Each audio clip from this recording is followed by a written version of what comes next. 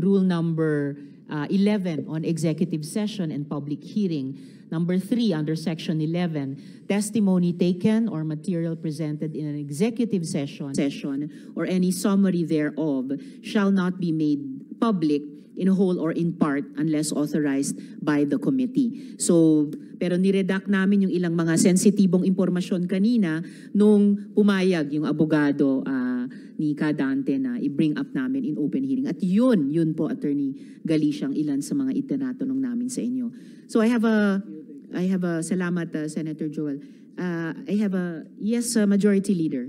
Siguro advice to council resource persons here. While you are aware of the rules of the Senate just mentioned by the good chairperson, attorneys present, you should be aware of the canons of professional responsibility in this jurisdiction, especially canon number 10, and I quote, "A lawyer owes candor, fairness, and good faith to the investigating body," which would mean that a lawyer, when dealing with an investigating body such as the Senate committee, a lawyer must act with truthfulness, honesty, and should not mislead the investigating officers. And this includes avoiding any falsehood, false representations, withholding information, or engaging in other deceptive tactics. Further, a lawyer shall always exert effort and consider his duty to assist in the speedy and efficient administration of justice. So, siguro maliwanag naman yan na, just for the record, Madam Chair. Salamat, Majority Leader. SP Pro Tempore. Attorney Galicia, narinig mo ba yung, di kaya yata nakikinig nung nagsasalita si Senator Tolentino? Naintindihan mo? O ba tayo mo magsabi ng katotohanan? You're always invoking your right against self-incrimination. Mayor Galicia? Attorney Galicia? Wala na po akong masasabi, Your Honor. All right, Madam Chair, before we proceed to ask questions addressed to Mayor Kalugay, Ma'am G, sabi nyo, may sasakyan kayo. Kilala mo yung driver ng sasakyan? Yung nag-drive po sa akin, Your Honor. Yes po. Sino? Kasamahan ko po sa office, Your Sino? Honor. Baka hindi po ako authorized na magbanggit po ng name. Bakit Anong ikaw pangalan ng driver nyo sa office? It's a simple question of fact, Miss G. Bakit hindi pwede? Para sa ano na rin po nila, sa privacy. Okay lang po. Or isulat ko Okay po na, sa papel. oh my sabi mo na God. lang kung sino. Wag na punta tayo dumaan sa sulat-sulat pa. Sige po, Your Honor. Fact lamang anong pangalan ng driver sa opisina. Actually po, Your Honor, hindi po siya totally na driver. Kasamahan po namin sa office. Sino nga? Siya lang nagkataon na pwedeng mag-drive. Si Kier po. Sino? Kiel? Kier. Paano Kiel. pong spelling? T-I-E-R po. Kier. Yes po, Your Honor. Naka-payroll sa Bamban? Sa farm po, Your Honor. Opo. Empleyado sa Bamban? Opo, Your Honor.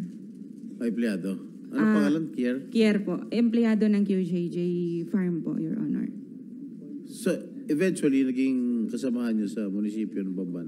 Opo, Your Am I correct? hindi po sa munisipyo, Your Honor. Sorry. Saan? Sa QJJ Farm po. Ha? QJJ Farm, Okay, Your may Honor. kilala ka bang Pong? Wala po. Roderick Rancapolio. Pong, ang alias, wala. Wala po, Your Honor. Na nagbabodyguard kay sa mayor niyo. Wala po, Your Honor. Hindi, papakita ko yung picture. Wala. Wala po. Ha? Sige. Kayo ba magtatanong? Salamat, SP Pro Tempore. Isang huling tanong kina Miss Kath at Miss G bago ko balikan yung si Mayor Kalugay dun po sa business relationships niyo ni Guo Huaping. Huling tanong muna kina Miss G at Miss Kath. Anong naisip niyo nung kay Miss Cheryl ipinagkaloob yung trabaho ng pagpapanotaryo?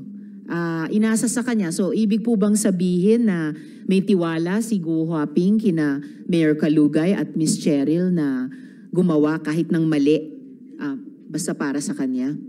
Miss Kath. Your Honor, Hindi ko po alam. So, pero anong impression nyo nung nasa inyo na kayo naman ang nakay Go Huaping, pero hindi sa inyo pinagawa yung pagpapanotaryo. In-instructionan pa kayo na kay Miss Cheryl kayo magpatulong. Anong impression nyo doon? Ibig sabihin ba, mas may tiwala si Go Huaping kina Mayor Kalugay at Miss Cheryl gumawa ng ganyang klaseng trabaho para sa kanya? Ay, hindi ko po alam, Your Honor. Miss G? Personally po, Your Honor, wala din po talaga kaming knowledge, hindi din po namin alam. Kung ano lang po yung instruction, yun lang po yung sinunod po namin, Your Honor. So wala ba kayong pakiramdam na ba't hindi na lang sa inyo pinahanap yung magnonotaryo? Hindi nyo ba naisip? Bakit pinagawa pa kay Miss Cheryl? Bago kayo sumagot, I'd like to acknowledge, salamat kayo, the presence of Minority Leader, Senator Coco. Salamat po. Yes, Ms. Kath, before I go back to Mayor Kalugay. Opo, Your Honor, yun po kasi yung first time na inutusan po ako na tawagan po si Ma'am Che regarding po sa affidavit, kaya wala po akong idea. Alright, babalikan po namin iyan. Mayor, balikan ko po kayo. Yung business relationships po ninyo ni Go Huaping. Madam Chair, can we just ask lang kung sino po yung Kier, ano yung last name nung Kier? Senator Joel, anong apelyido ni Kier? Miss G nung Kier? Full name? Kier Garcia po. Kier Garcia. Madam Chair, I just wanted to place on record also because there's a certain Kier that authorized to receive alias Alice bills in Baofu.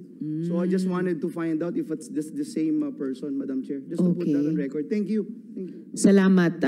Go Huaping, si Kier Garcia ba ay authorized person tumanggap ng bills sa Baofu bukod sa naging empleyado sa QJJ Farms at nakasama sa LGU Bamban? Go Huaping. Madam Chair, may kaso na pong yung sa Baofu po. I invoke my right po. Sorry po. Miss G at Miss Kath, yung Kier ba nakilala nyo at nagmaneho nung sasakyan nung araw na yon ng misteryosong counter affidavit notarization? Siya ba ay kilala nyong authorized na tumatanggap ng bills sa Baofu? Your Honor, hindi po. Hindi siya authorized o hindi nyo alam? Hindi po siya authorized, Your Honor, kasi kasamahan po namin siyang secretary sa QJJ Farm. So kung hindi siya, sino ang authorized tumanggap ng mga bills na yon sa Baofu? Hindi ko po alam, Your Honor. Miss G, si Kier ba ang tumatanggap ng bills sa Baofu? Hindi ko po alam, Your Honor. Or sino ang alam nyong authorized tumanggap ng bills sa Baofu? Wala po kaming alam, Your Honor, regarding po. And by the way, yung Baofu, dun yung mga electricity and other utilities bills na hanggang sa huli, Alice Dial Guo pa rin ang pangalan nung nagbabayad nun. So balikan ko na ngayon si Mayor Kalugay. Mayor, bukod sa marami-rami na naming mga negosyong itinanong sa inyo, pamilyar ba kayo sa Alicel, Consumer Goods Trading Hardware and Construction Supplies? Kayo pa ba yung nagpapatakbo ng Alicel na yun?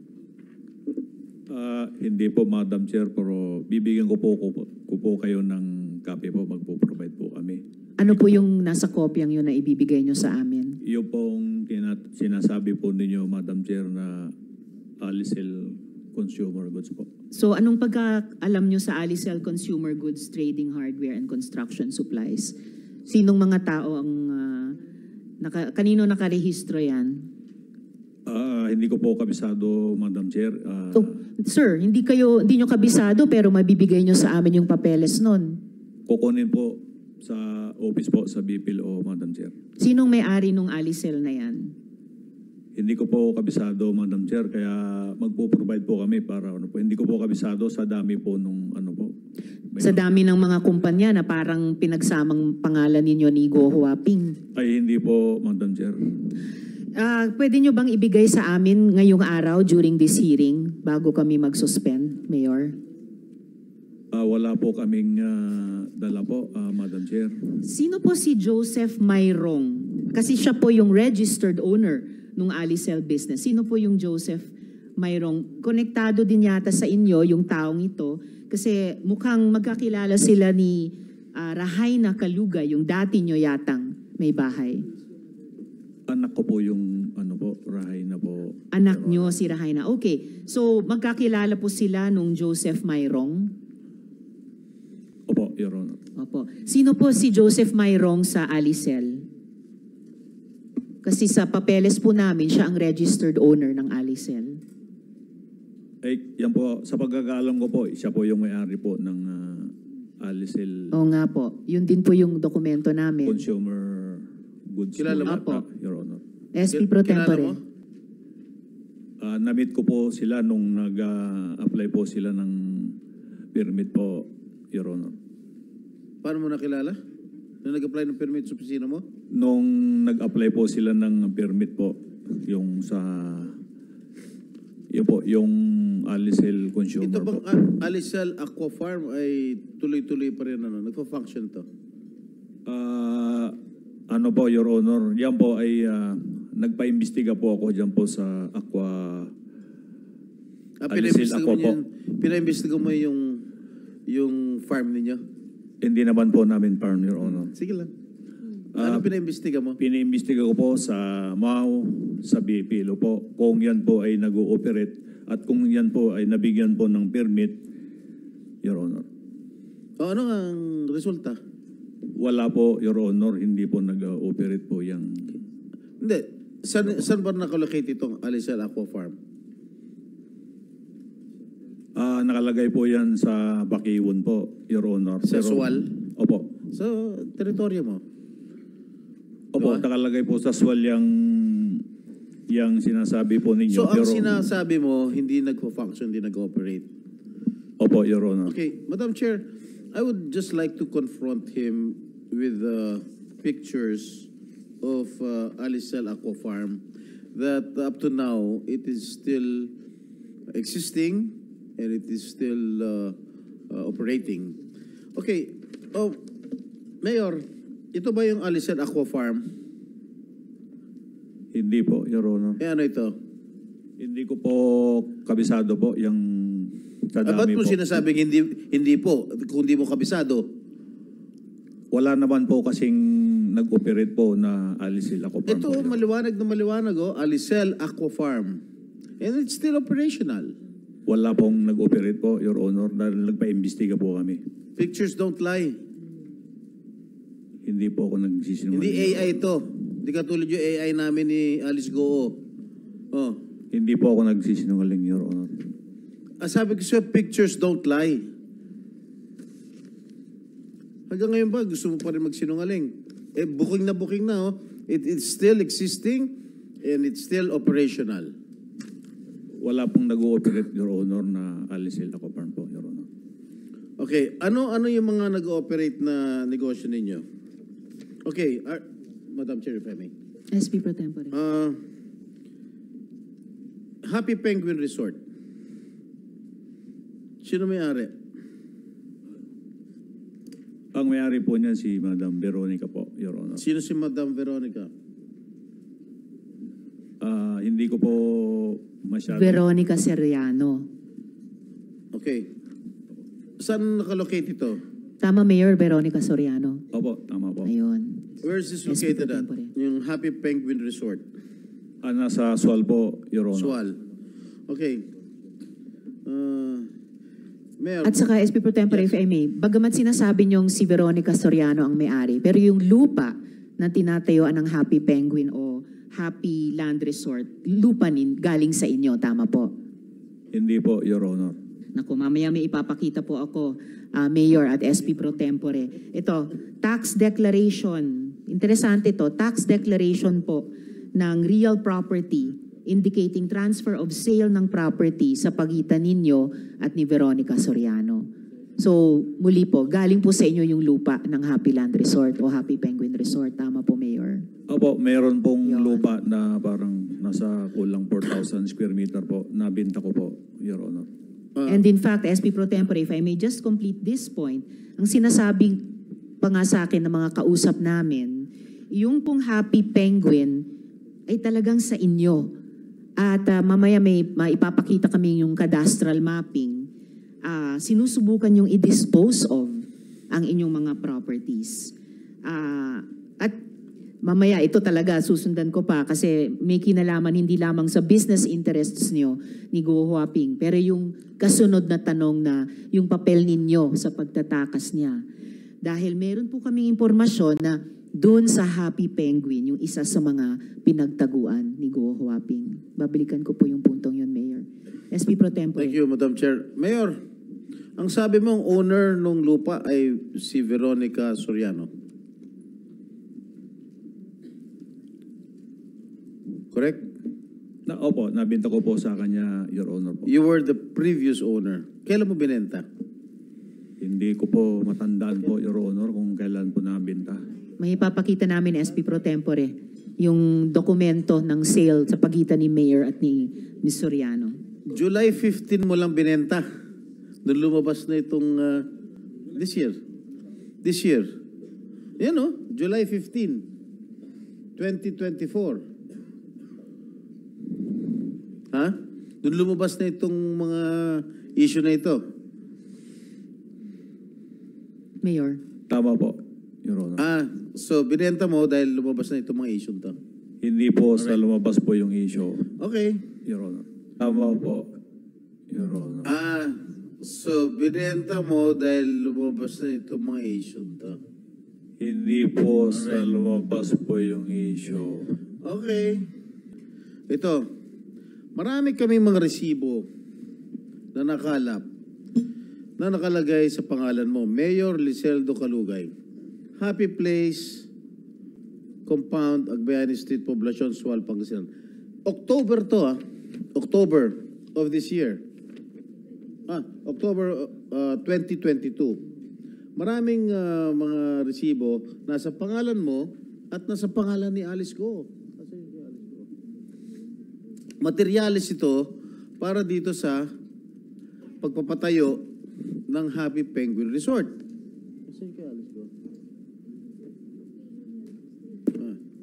Ha? Ano po masasabi nyo? Mic niyo po. Pakiulit po, Your Honor, yun po yung tanong. Hindi, itong mga resibong ito na nakalap namin, nakalagay yung mga pangalan ninyo. Mayor Liseldo, ang pangalan mo, Mayor Liseldo Calugay, lahat yung mga materyales for the construction of Happy Penguin Resort. So inaamin mo talaga, sa iyo yung lupa pero hindi mo inaamin sa iyo yung resort. Ganun ba? Mic niyo po. Opo, Your Honor. Yan pong mga resibo na po yan. Yung kinakasama ko po ang nag-order niyan at Sinong kinakasama niyo? pribadong tao po. Pwede pong hindi ko na po banggitin at malilit din po yung mga anak ko na nabubuli po sila sa school, Your Honor. Pakisulat na lang po sa papel para sa aming kaalaman. Opo, Your Honor. Okay, sino itong Veronica Soriano again? Siya po yung bumili po ng lupa, Yes. Your Honor. Kilala mo siya? Kilala po ng aking kinakasama, Your Honor. Ano na? Kilala po ng aking kinakasama, Your Honor. Madam Chair, I move that we invite her to the next hearing, ito Veronica Soriano, to shed light. Comsec, pakiimbitahin natin Ms. Veronica Soriano sa susunod na pagdinig. SP Pro Tempore. July 15 mo lang na ibenta ito no?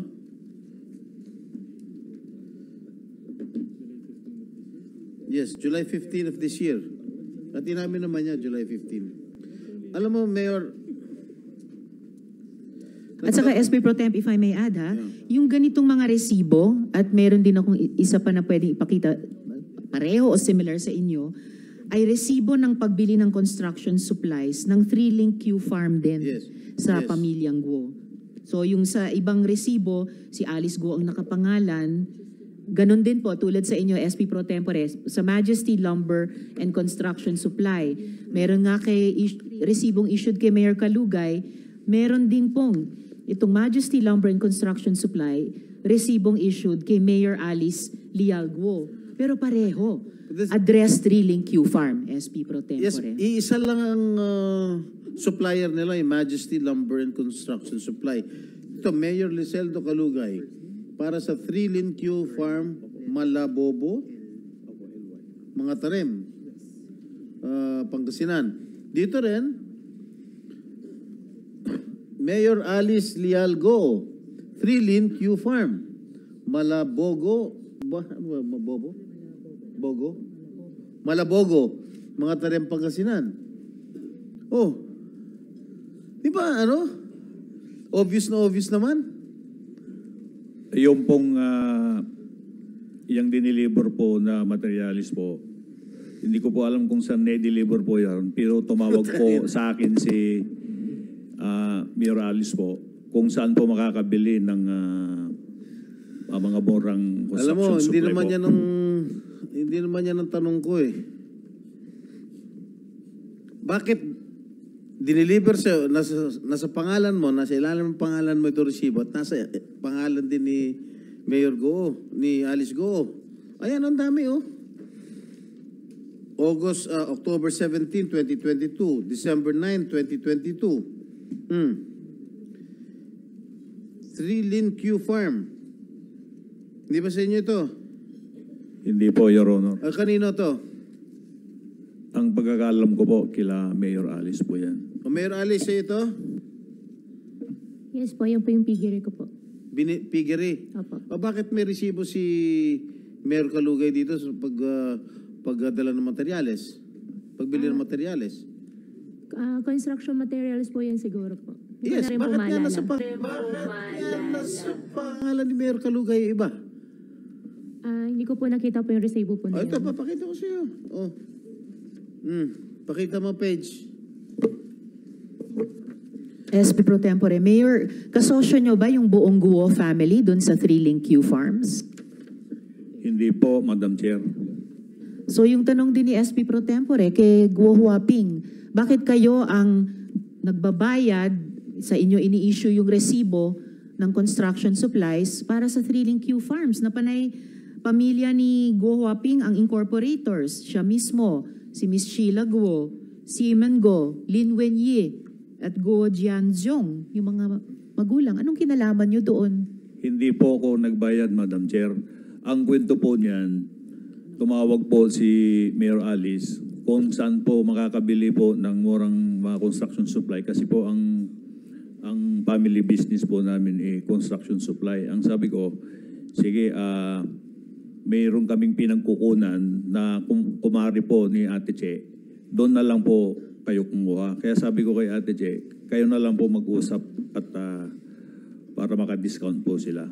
Pero yung pangalawang resibo, Disyembre, na pinakita kanina ni SP Pro Tempore, sa inyo naka-issue, Mayor Kalugay, bagamat yung sa Oktubre kay Guo Huaping, kay Mayor Alice Leal Guo, naka-issue. Madam Chair, hindi ko po makita po yung resibo na Ito, pakita pangalawa mo, po. ano? Papakita din po namin. Kay Habang ipinapakita Mayor ni SP Pro Tempore kay Mayor SEC, nandito rin po kayo, di ba? Yes, sir. Attorney Flores. Sir, pwede niyo po bang hanapin yung Majesty Lumber na ito? Majesty Lumber and Construction Supply, owned and operated by Unihawk Commercial Holdings, Inc. At isubmit ang documents nila sa komite. Yes po. Salamat, Attorney. Madam Chair, Mayor, pinakita ko na sa iyo yung kopya nung tax deck nung July nung lupa na pinagbentahan ninyo. Correct? Ito, nakalagay July 15 niya binenta. Tama?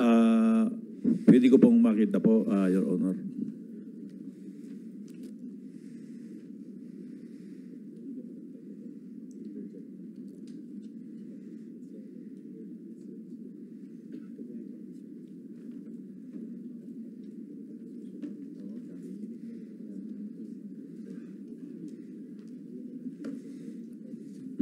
Tama? Opo, Your Honor. Alright. Bakit bigla mo binenta?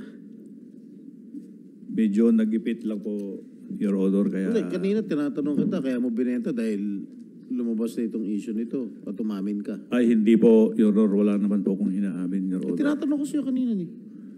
Wala naman po akong inamin, Bakit ka Your nagipit? Honor. Ang dami mo ng negosyo. Paano ka nagipit? At saka SP Pro Tempore, kung ganong kabilis yung sinabi niyong bigla, yung resolution granting authority to operate sa Happy Penguin Resort, July 9, 2024. Tapos biglang, less than a week later, July 15, 6 days, transfer of sale of property sa kanila ni Veronico Sariano. Gusto po sana naming makipag-joint venture po ng kinakasama ko. Kaya lang po, medyo malaki po yung gastos. Kaya naisipan na lang po na ibenta po. Ka-endorse, sabi ni Madam Chair, ka-endorse mo lang sa Sangguniang Bayan ng Suwal, noong July 9? July 9. I'm sorry. Tapos, binenta mo kagad 6 days after. Nabinta po at yun nga po. Bakit nga in-endorse mo na sa Sangguniang Bayan, bakit after 6 days bigla binenta mo? Hindi naman po lahat po yung property, Your Honor, nasa akin po. Ano? Yung property po doon po sa loob, hindi naman po sa akin po lahat po yun, Your Honor. Yes, I know, but binenta mo nga yung lupain mo after 6 days. Bininta ko po, Your Honor, dahil hindi nga po namin kaya po makipag... Okay, binenta mo yung lupa, pero may struktura na. Ha? Wala pa po, Your Honor. Anong wala mo?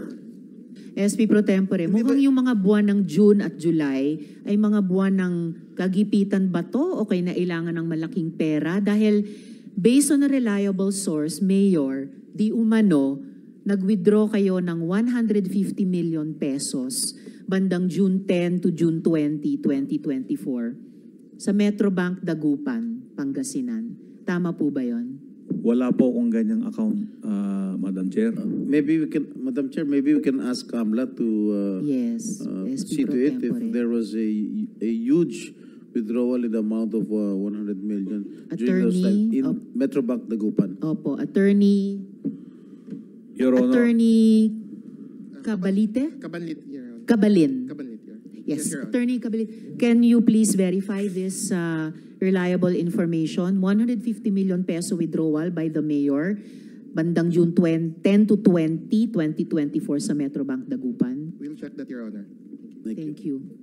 Madam Chair, I will confront you with a picture of Happy Penguin Resort. Familiar? Are you familiar?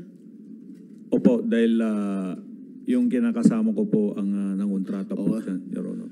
O di may struktura na nga, binenta mo, May structure, mayroon na pong building dyan, Your Honor. Pero doon po sa property na bininta ko po, wala pong nakatayo po, Your magkano Honor. mo nabenta?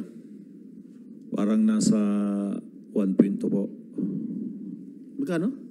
1.2, Your Honor. Million o billion? Million po, 1.2 million po.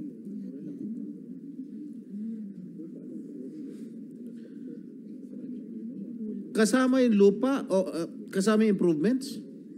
Lupa Mayor, lang. bago kayo sumagot, i-acknowledge lang ng chair yung presensya ni Senator Robin Sacran. Ilan square meters yan?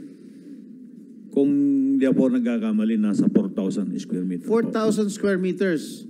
Ano yung Opo, zonal Your value Honor. niyan?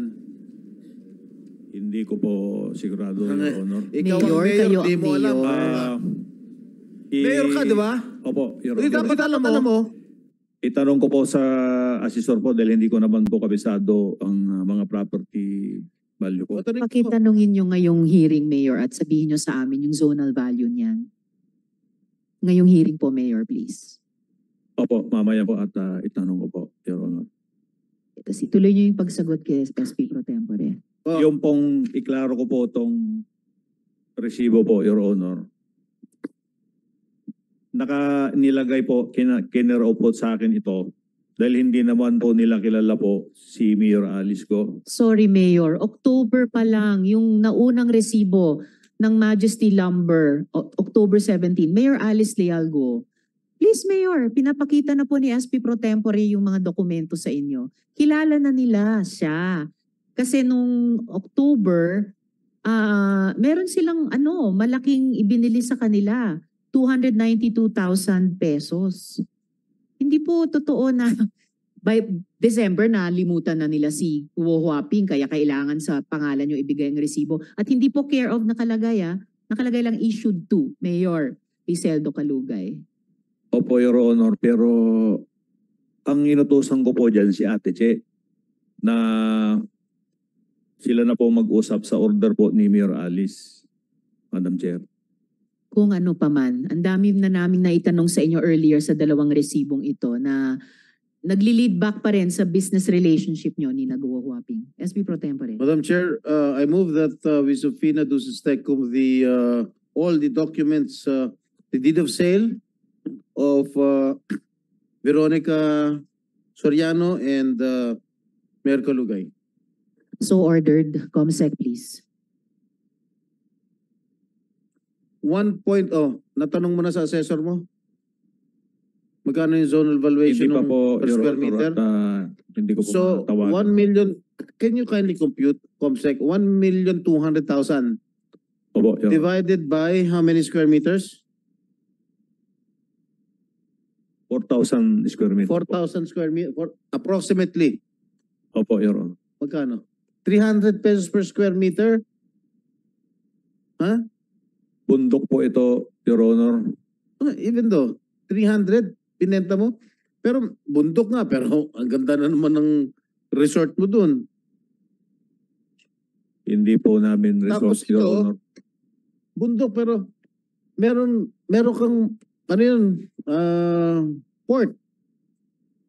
'Di ba? Ayan oh. Sa municipal warp po yan, Your Honor. Ano?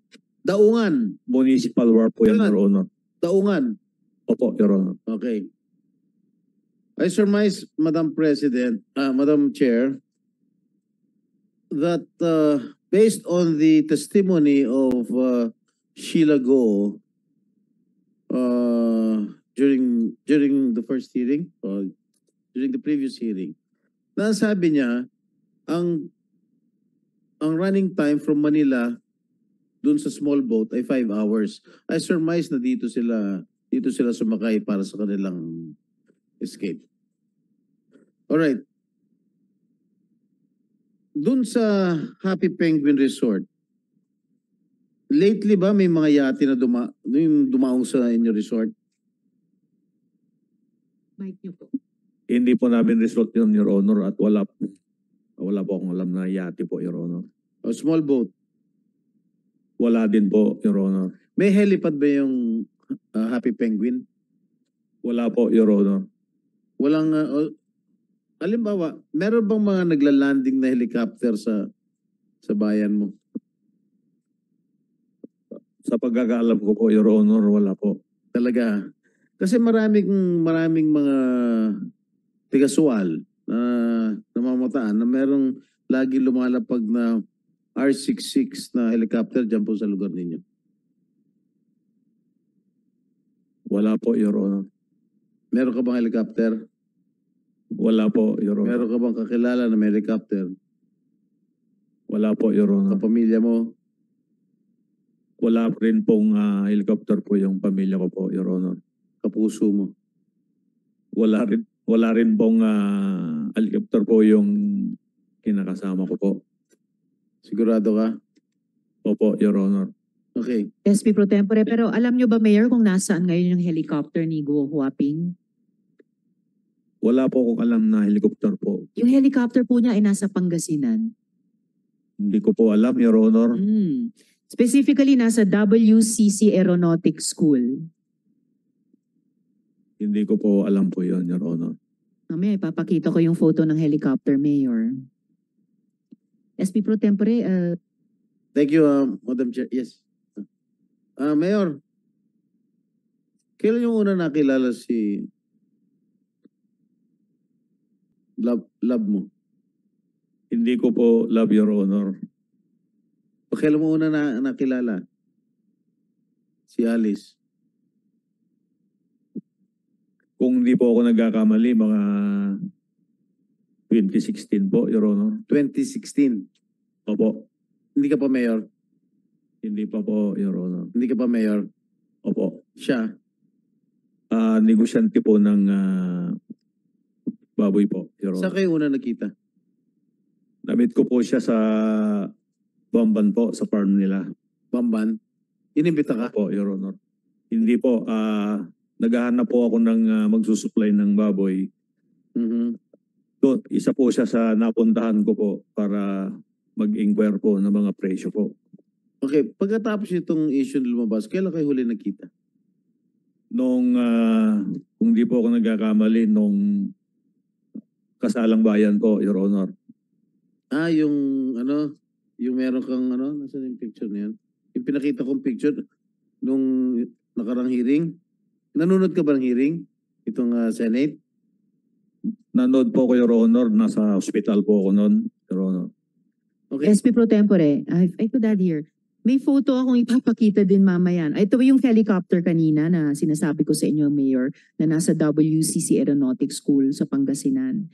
Pero yung pinag-uusapan din na kasalang bayan, may photo ako dyan eh. Ano yung connection nyo kay Duan Renwu?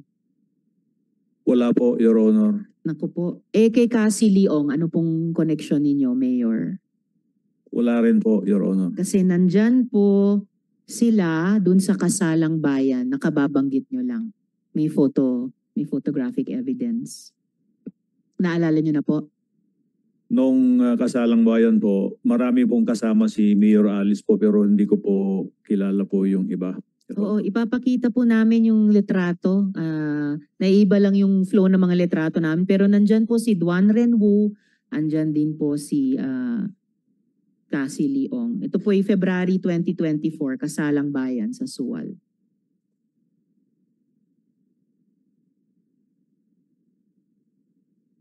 Mayor, yung Romance Garden Inn, pag-aari nyo? Hindi po, Your Honor. Kasi meron penguin din, no? Mahilig kayo sa penguin, no? Hindi naman po sa atin yan, Your Honor. Kasi madalas ka lang nandito sa Romance Garden Inn. Okay, yung mga pinabibigay nyo bang mga school bags? Namimigay kayo ng school bags? Namimigay po kami, Your Honor, Sa mga estudyante? sa mga mga bata po, mga estudyante. Alice, nung mayor ka, namimigay ka ng school bags? Go hopping. Sen, opo, meron po. Anong kulay? Kulay, para sa mga girls po, kulay pink. Para sa mga boys po, kulay Hindi. blue. Ikaw, anong kulay yung pinamimigay mong bags? Kung hindi po ako nagkakamali, kulay blue po yung binibigay ko po na bag. Walang kulay pink? Hindi ko po matandaan kung may kulay pink. Your Honor. Napapakita ko lang sa litrato. Mayor Dong. Yan, Bayan ng Sual. Pink. Tama? Opo, Your Honor. Sa'yo yan. Galing sa'yo. Opo, Your Honor. Okay. Kasi hindi mo mapapagkaila. Bayan ng Sual. Ngayon, kanina tinatanong ko kung pink sa mo, hindi mo maalala. Ngayon po, nakita ko po. Yan na po yun. Because you're confronted with evidence. Ito, kay Mayor Alice. Ito? Opo, first year ko po, minigay ko po sa kanila. Ano ito? Nagkataon lang? Katandem yung kulay ninyo? Your Honor, yung pong pink para po sa mga babae Oo po. nga. Pareho. Pareho. Iba lang ang nakasulat na bayan.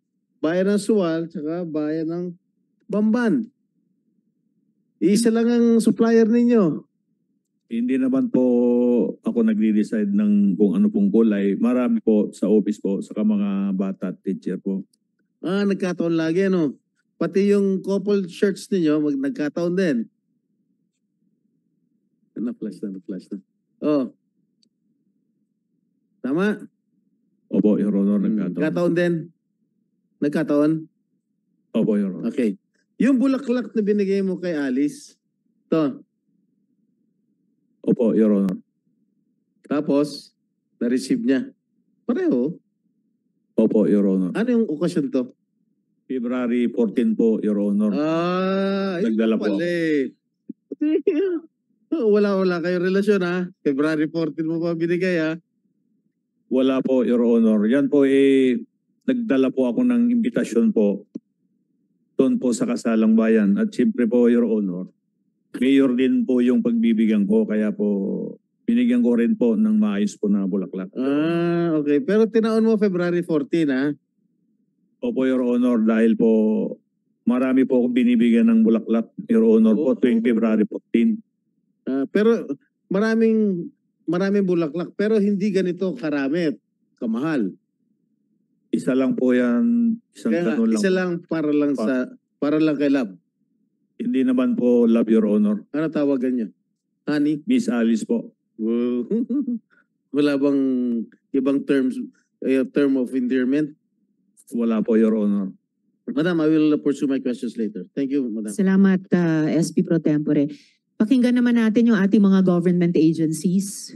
NBI muna ako kay Attorney Magno, if I may. Attorney Magno, nung humarap po sa inyo si Kath, ano pong sinabi niya sa inyo? Good morning, Madam Chair. Good morning, Honorable Senators. When Kat visited our office, actually mayroon po siyang subpoena, but the subpoena was dated way before. So nung pumunta po siya sa ating tanggapan, it was ahead of the subpoena issued. So she went there together with her counsel at sinabi niya po doon na nagpunta po sila sa opisina para po magbigay ng kanyang testimonya at para din po linisin yung kanyang pangalan. O kasi parang voluntary yung pagpunta at pagharap nila sa inyo. Before yung subpoena, andun na sila. Miss Kath kasama ng abogado nila. Opo, lumalabas pong gano'n, ma'am. Alright. Madam Chair. And could you say, kasi kanina nabanggit ko na rin yung usapin ng mga doppelganger, mga look-alike. Could you say na sadya gumamit sila ng mga look-alike ni Go Huaping para malito yung mga law enforcement natin? Maari pong isa yan sa tinitingnan namin naging intensyon nila. At in fact, nung lumabas po yung mga ganyang impormasyon, ay nagkasikawarin po tayo ng ating mga surveillance dito po sa mga sinasabing kamukha o sadyang paglihis sa ating mga law enforcement agencies. Doon po tayo sa sadyang paglihis. So, batay sa surveillance nyo at iba pang investigative processes nyo, anong masasabi nyo tungkol doon sa paglilinlang, yung deceit na ginamit ni Go Huaping para pagmukhang tanga yung ating law enforcement agencies?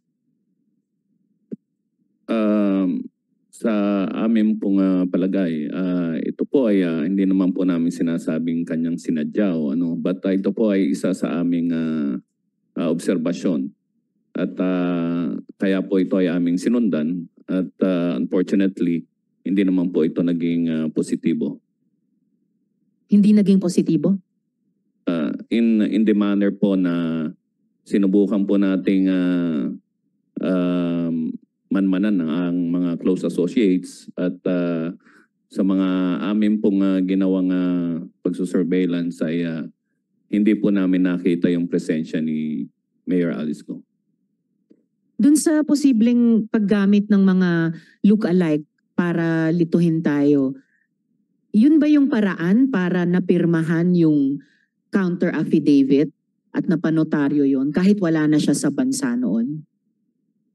Isa po yan sa anggulong tinitingnan natin at sa ngayon po ay may mga ginagawa pa po tayong pagberipika dito po sa isang posibleng taktika po na ito.